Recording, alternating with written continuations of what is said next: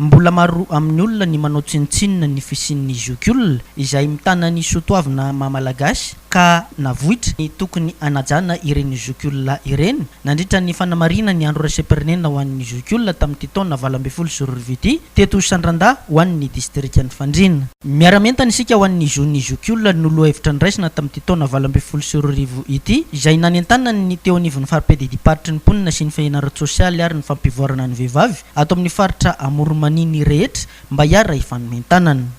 Andraikitra ny zokiolona ny mampita ny soatoavina malagasy, mampita amin'ny tanàna fara-mandimbony tantara eo amin'ny fiarahamonina. Mananjara na ety amin'ny distrikan'ny Fandrina satria dia ato amin'ny commune rurale Sandrandà no ankalazana an'izany. Dia mirasoa an'ireo zokiolona ireo zahay ary miezaka ihany koa manamoramora ny andavanandro. Anisan'ny mbola nangatahany zokiolona ihany koa amin'ny fitondram-panjakana any tokony hananan'izy ireo ny karamaintso isitrahan'izy ireo tombotsoa isan-karazany.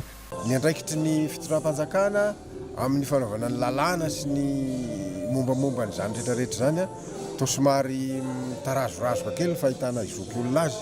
Vavaka raisam-pinoana fizaham-pahasalamana niarahany asa tamin'ny Salfa Fandrina famelabealaran-kevitra momba ny fahinana sosialy asiany tombontsoan'ny zokiolona ary fialamboly no nentina namarihana dia andro raisam-pirenena ho an'ny zokiolona teto Sandrandà distrikan'ny Fandrina faritra Amoronmaniny ity.